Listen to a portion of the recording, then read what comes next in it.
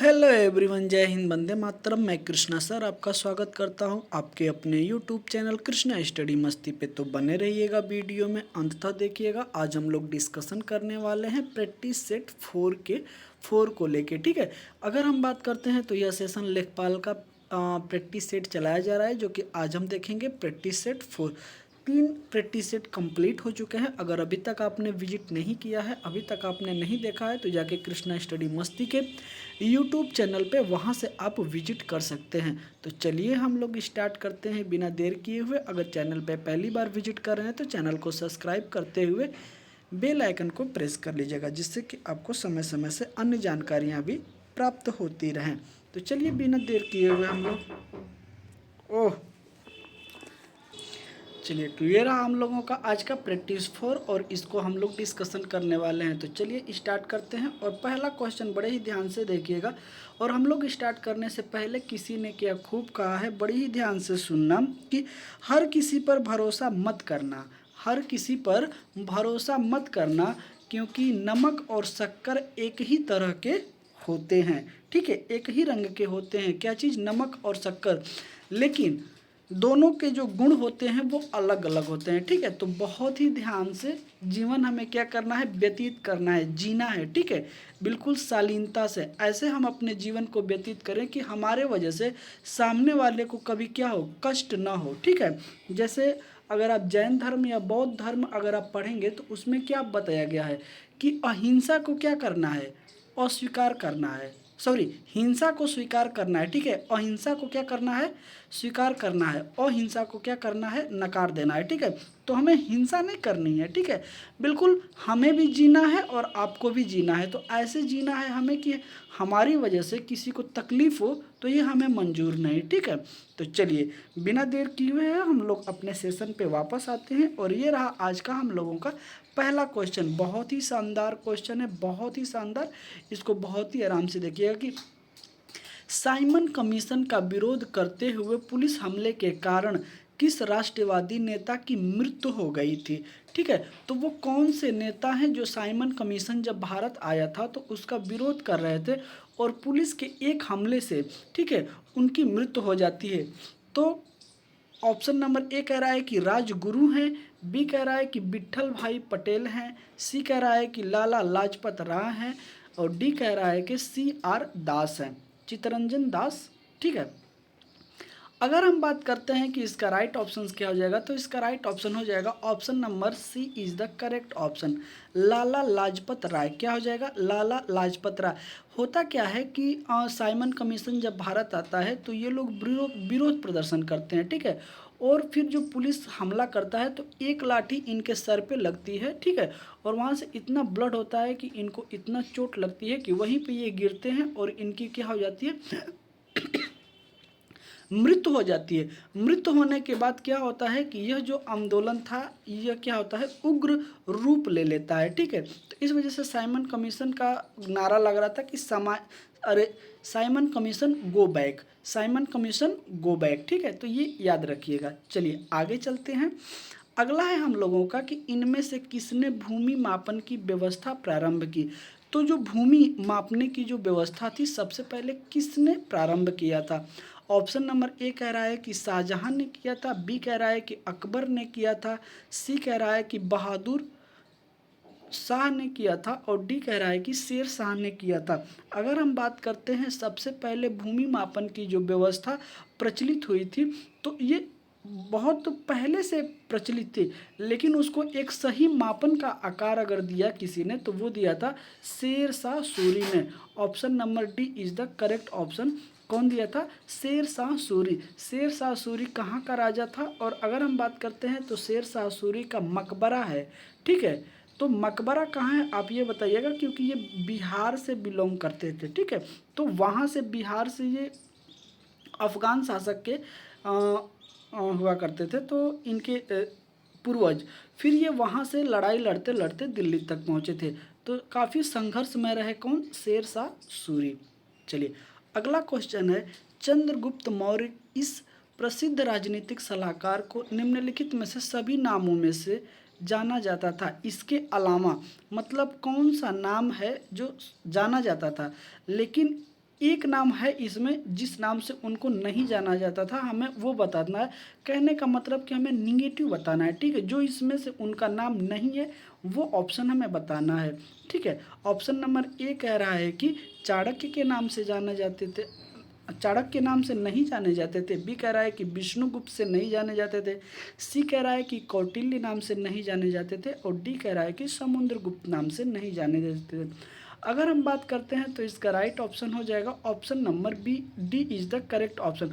समुद्रगुप्त क्या हो जाएगा, समुद्रगुप्त हो जाएगा, इस नाम से और नहीं जाने जाते थे। जो अगर हम बात करते हैं चंद्रगुप्त मौर्य थे, तो इनके जो गुरु हुआ करते थे, चाहे इनके जो राजनीतिक सलाहकार हुआ करते थे, वो चाणक्य, कौटिल्य और विष्णुगुप्त हुआ करते थे। ये तीनों नाम एक ही व्यक्ति के हैं, ठीक है। एक ही व्यक्ति के तीनों नाम हैं। चाणक्य पुकारिए या फिर कौटिल्य या फिर विष्णुगुप्त, ये तीनों नाम उन्हीं के हैं।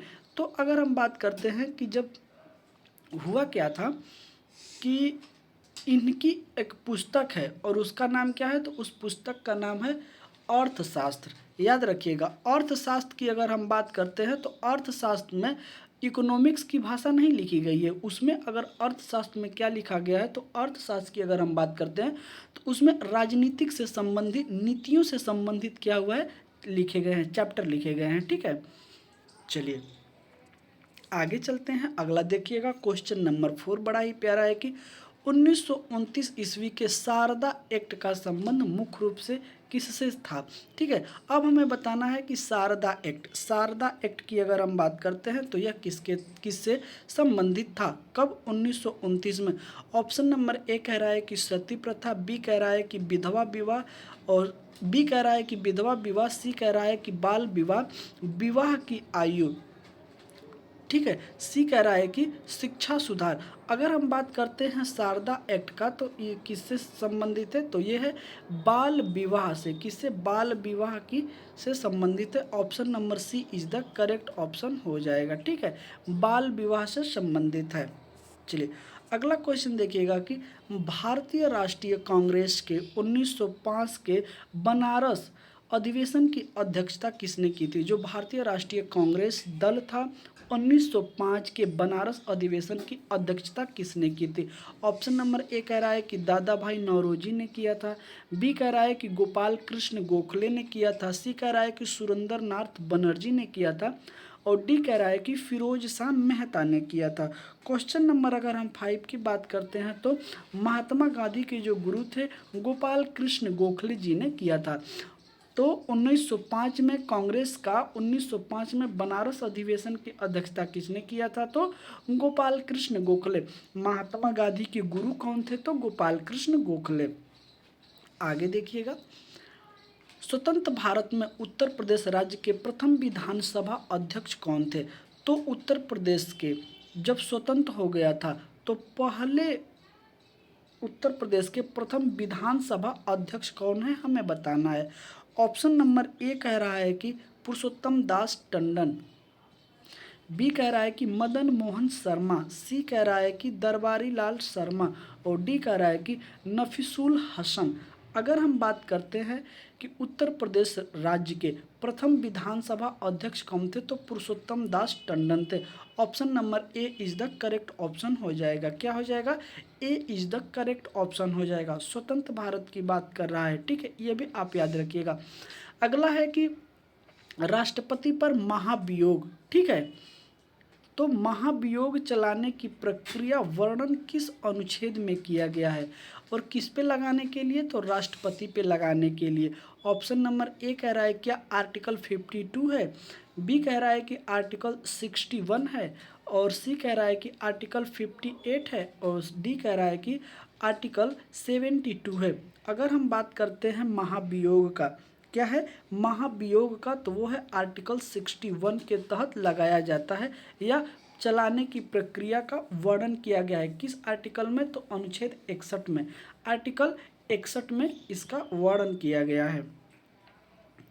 अगला देखिएगा, भारतीय संविधान में किस प्रकार की शासन प्रणाली को अपनाया गया है, हमें बताना है। ऑप्शन नंबर ए कह रहा है कि अध्यक्षीय प्रणाली, बी कह रहा है कि संसदीय शासन प्रणाली, सी कह रहा है कि एकात्मक प्रणाली और डी कह रहा है कि इनमें से कोई नहीं। अगर हम बात करते हैं तो भारतीय संविधान में किस प्रकार की शासन प्रणाली को अपनाया गया है, तो वो अपनाया गया है संसदीय शासन प्रणाली। Option number B is the correct option, क्योंकि संसद में दो ही लोग जाते हैं, एक या तो राज्यसभा के सदस्य हों वो वहाँ पे बैठते हैं और एक बैठते हैं हमारे लोकसभा के अध्यक्ष। ठीक है, तो लोकसभा के जो सदस्य होते हैं उनको हम लोग संसद के सदस्य बोल सकते हैं। ठीक है, तो संसदीय शासन प्रणाली के अंतर्गत बनता है। अगर संसद भवन की अगर हम बात करते हैं कि यह किस प्रक्रिया से बना हुआ है, किन से मिलकर हमारा संसद भवन बनता है, तो एक होता है उच्च सदन, एक होता है निम्न सदन और एक होता है हमारा राष्ट्रपति। उच्च सदन उसको कहते हैं जिसमें राज्यसभा होता है, निम्न सदन उसको कहते हैं जिसमें लोकसभा होता है, और राष्ट्रपति, ये तीनों लोगों से मिलकर हमारा क्या होता है, तो संसद तैयार होता है। ठीक है, अगला क्वेश्चन देखिएगा, क्वेश्चन नंबर 9, कि भारत का एक राज्य जहां सामान्य सिविल कोड का प्रावधान है, हमें बताना है कि वो राज्य कौन सा है। ऑप्शन नंबर ए कह रहा है कि गोवा, बी कह रहा है जम्मू और एवं कश्मीर, सी कह रहा है केरल और डी कह रहा है असम। अगर हम बात करते हैं क्वेश्चन नंबर 9 का, तो भारत का एक राज्य जहां सामान्य सिविल कोड का प्रावधान है, तो वो राज्य कौन सा हो जाएगा, गोवा। कौन हो जाएगा, Goa is the right option, A is the correct option हो जाएगा गोवा।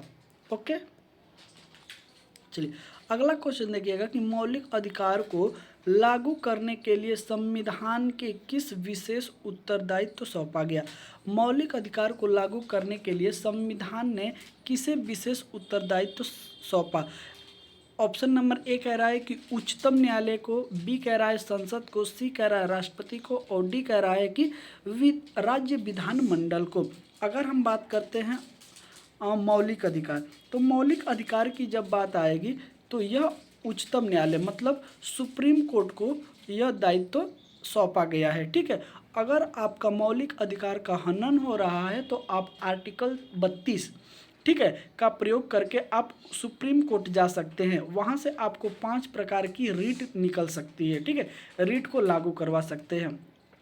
दूसरा आता है कि अगर आपके मौलिक अधिकार का हनन हो रहा है, आप दिल्ली नहीं जाना चाहते हैं, आप अपने ही राज्य के हाई कोर्ट में अगर जाना चाहते हैं, ठीक है, तो अगर हाई कोर्ट में जाना चाहते हैं, उच्च न्यायालय में जाना चाहते हैं अपने राज्य के, तो आर्टिकल 226 का प्रयोग करके जा सकते हैं। किसका प्रयोग, आर्टिकल 226 का प्रयोग करके। चलिए, बहुत सारी चीज़ें आपको इसमें देखने को मिलेगी। क्वेश्चन अगर एक होगा लेकिन आंसर आपको इसमें बहुत सारे देखने को मिलेगा। ठीक है, चलिए इसी के साथ किसी ने क्या खूब बताया है कल जो चाहिए था। ठीक है, क्योंकि समय जो है ना बहुत परिवर्तनशील है। आज हम जिनको समझते हैं कि वो ऐसे हैं वैसे हैं, वो समय इतना परिवर्तनशील है कि हमें उस समय हो सकता है कि वो सारी चीज़ें अच्छी ना लगे। एक समय होता है ना कि जब हमारा बचपन होता है तो हमें सारी चीज़ें चाहिए, लेकिन जैसे ही इंसान बड़ा होता है तो कुछ चीज़ों का वो त्याग करने लगता है, क्योंकि उसको पता हो जाता है कि ये चीज़ें हमें अब हमारे लिए नहीं बनी है, या फिर हम इसको अफोर्ड नहीं कर सकते हैं, या फिर इसे हम रख नहीं सकते हैं। तो समय की नज़ाकत को समझिए कि कल जो चाहिए था आज वही नहीं चाहिए, कल जो चाहिए था आज वही नहीं चाहिए, बस यही तो समय की ताकत है। क्योंकि समय परिवर्तनशील है और जो परिवर्तनशील है बदलता ज़रूर है।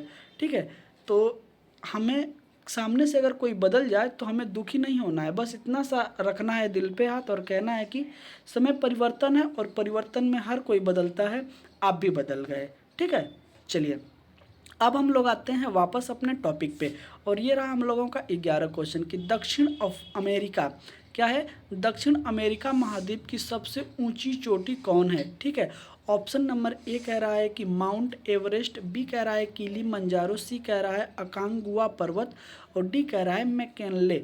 अगर हम बात करते हैं कि दक्षिण अफ्रीका की, किसकी बात करते हैं, दक्षिण अफ्रीका की अगर हम बात करते हैं तो इसका राइट ऑप्शन हो जाएगा अकांगुआ पर्वत। ठीक है, अकांगुआ पर्वत हो जाएगा। Option number C is the correct option हो जाएगा।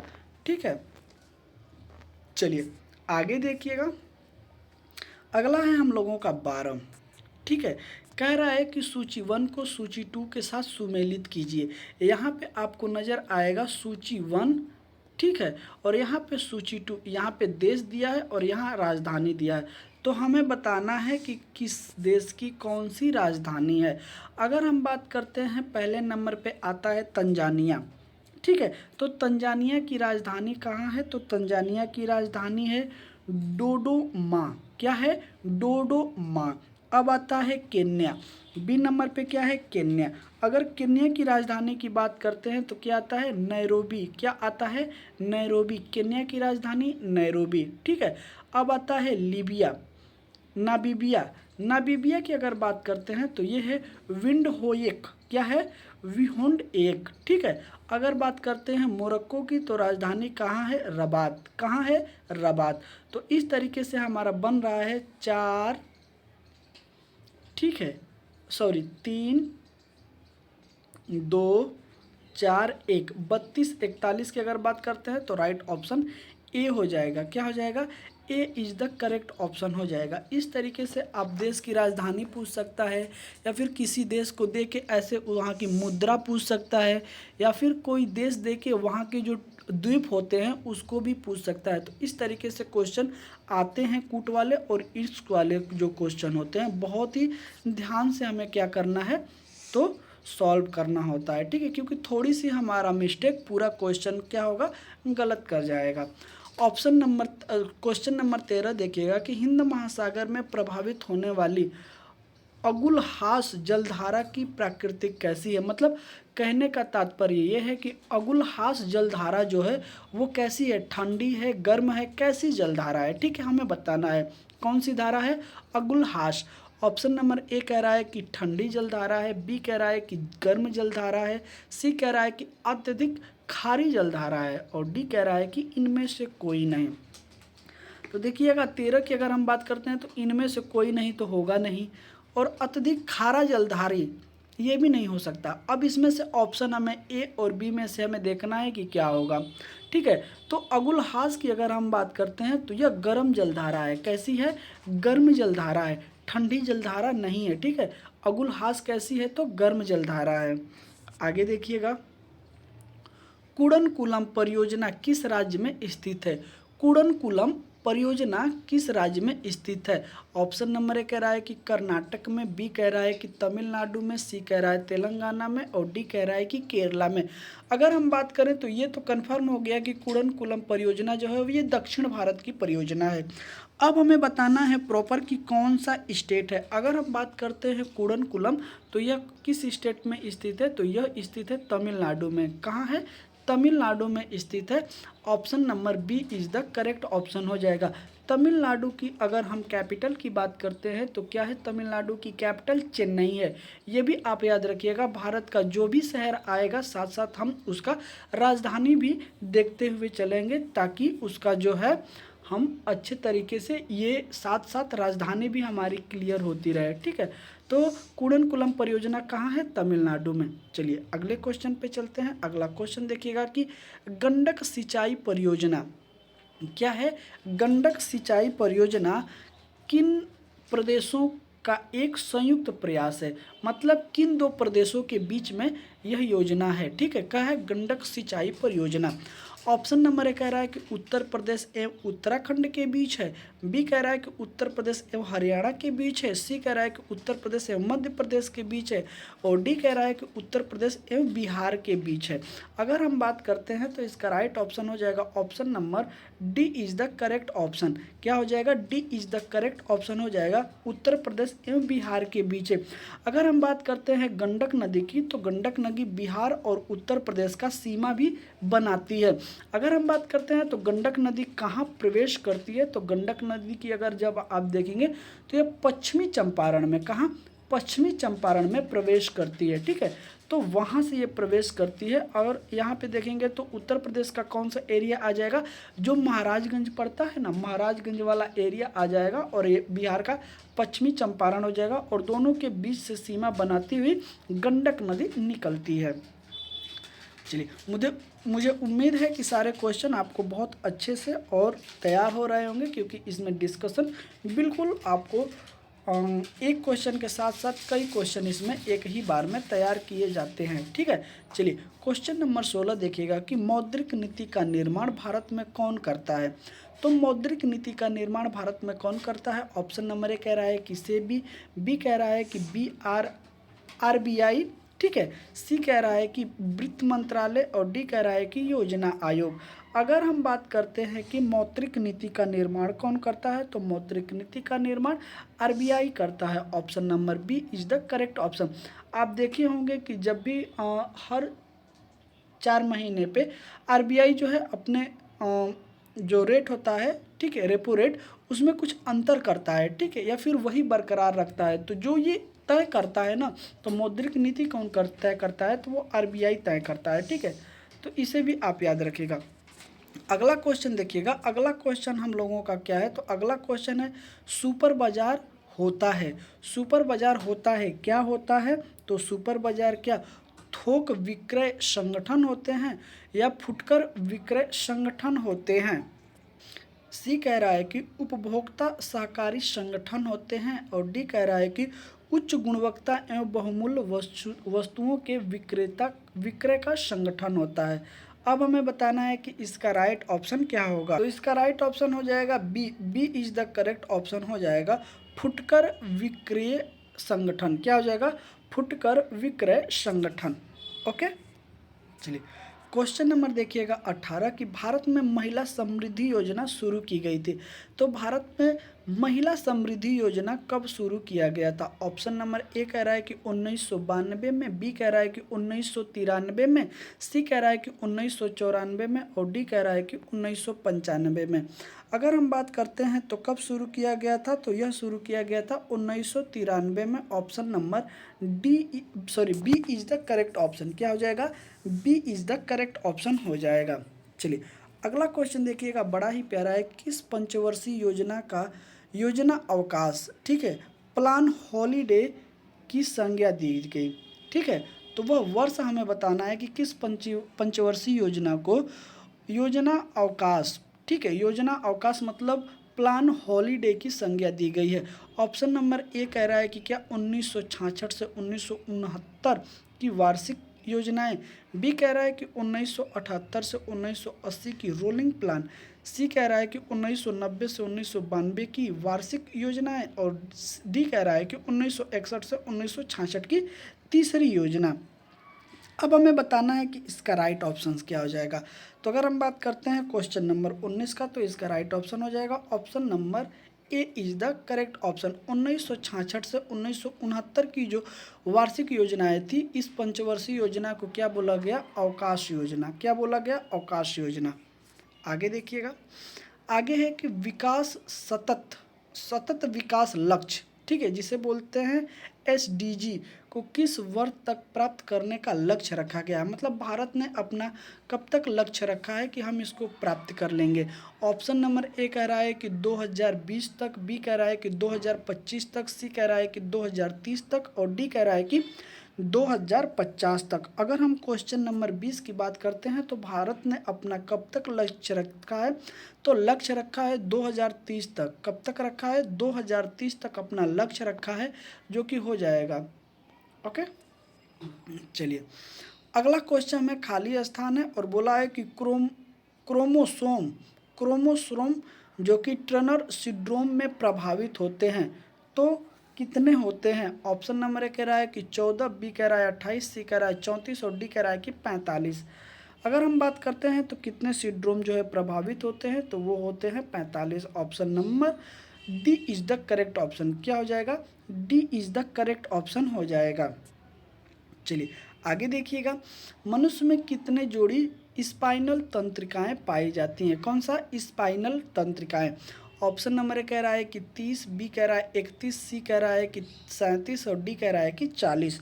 अगर हम बात करते हैं तो कितने जोड़ी पाई जाती हैं, तो ये पाई जाती हैं 31 जोड़ी, याद रखिएगा, क्योंकि ये हूबहू क्वेश्चन पूछ देता है बिल्कुल ऐसे ही। तो ये क्वेश्चन आपको हो सकता है कि एग्जाम में रिपीटेड आ जाए, ठीक है।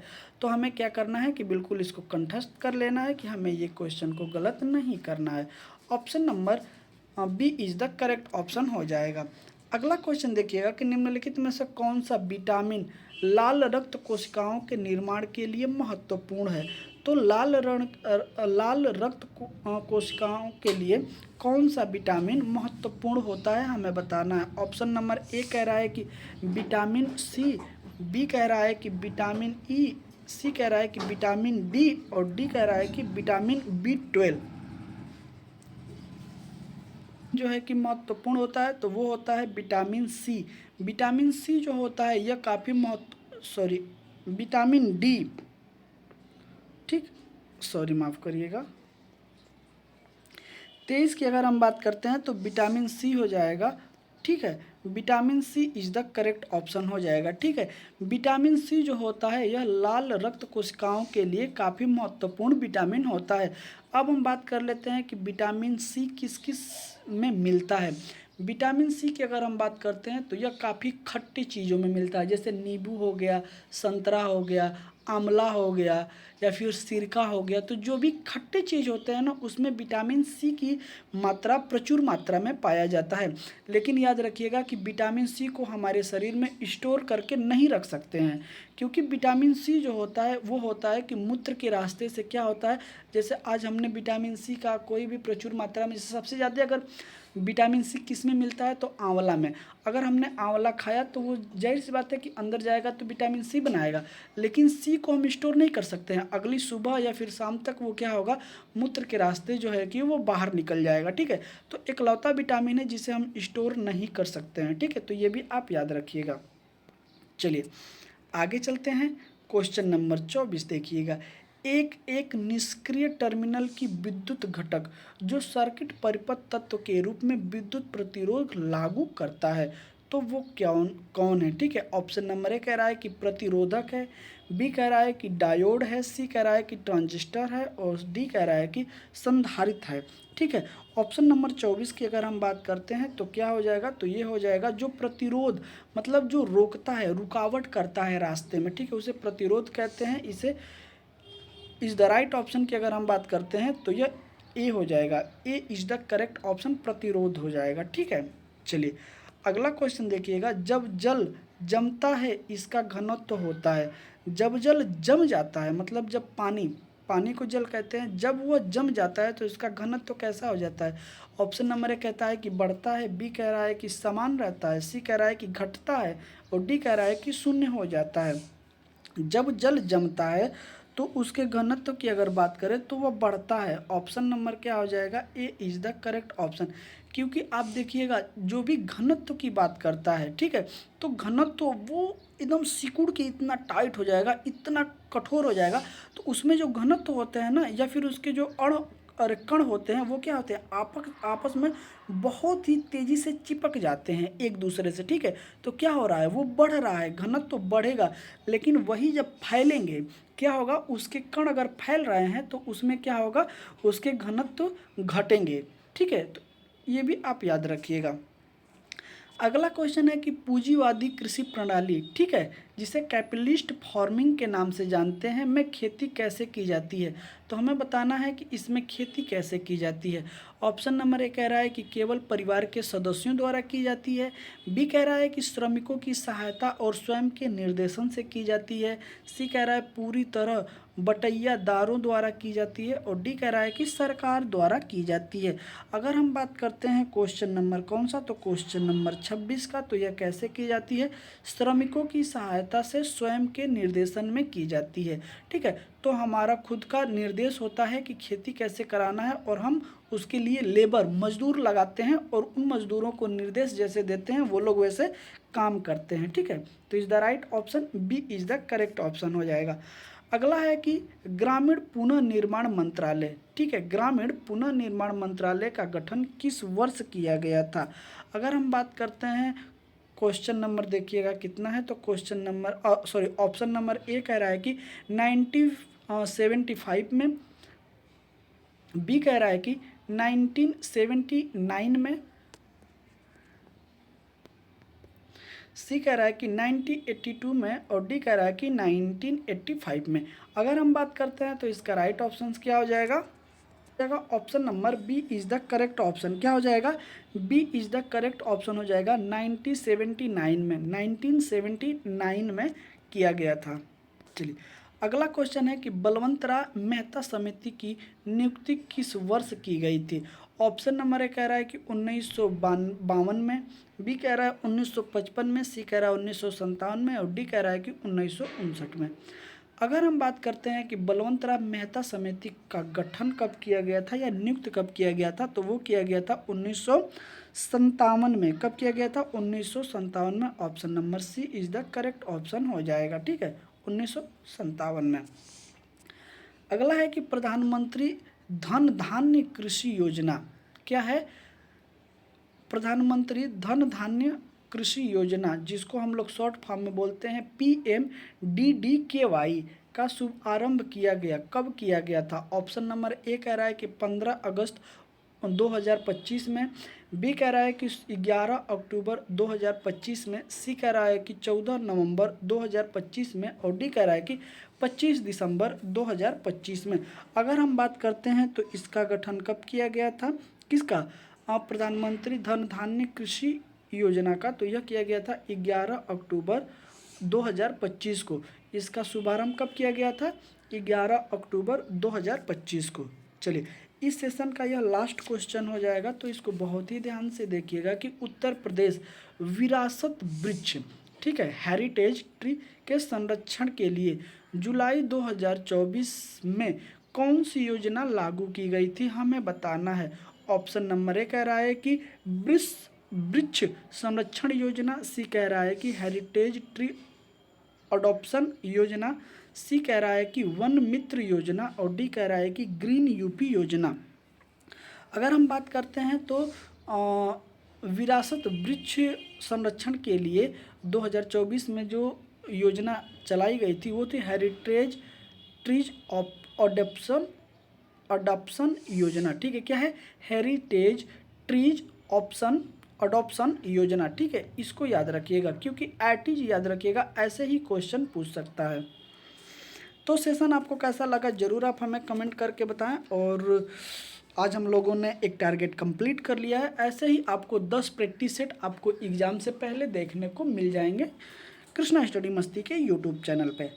तो वहाँ से आप जाके विजिट करते रहिए, हर एक सेशन को देखते रहिए और अगर सेशन अच्छा लगे तो आप इसे शेयर भी कर दीजिएगा। जिसको भी एग्ज़ाम देना है लेखपाल का, उसके लिए यह सेशन काफ़ी इम्पोर्टेंट होने वाला है, ठीक है। तो चलिए मैं अपने वाणी को यही विराम देता हूँ। और इसी के साथ किसी ने क्या खूब कहा है कि, ठीक है, बड़े ही ध्यान से सुनिएगा कि ज़िंदगी की तपिश को सहन कीजिए जनाब, ज़िंदगी की तपिश को सहन कीजिए जनाब। अक्सर वे पौधे मुरझा जाते हैं जिनकी परवरिश छाँव में होती है, ठीक है। तो जो पौधे छाँव में होते हैं ना, वो जल्दी मुरझा जाते हैं या फिर उन पे अच्छे फल नहीं लगते हैं। और जो संघर्ष करता है ना, वो अंत में जाके उसी पेड़ पे अच्छे फल लगते हैं, ठीक है। तो इस चीज़ को याद रखिएगा। चलिए इसी के साथ मैं अपने सेशन को विराम देता हूँ, मिलता हूँ आपसे अगले सेशन में। तब तक के लिए जय हिंद, वंदे मातरम, अपना ख्याल रखिए।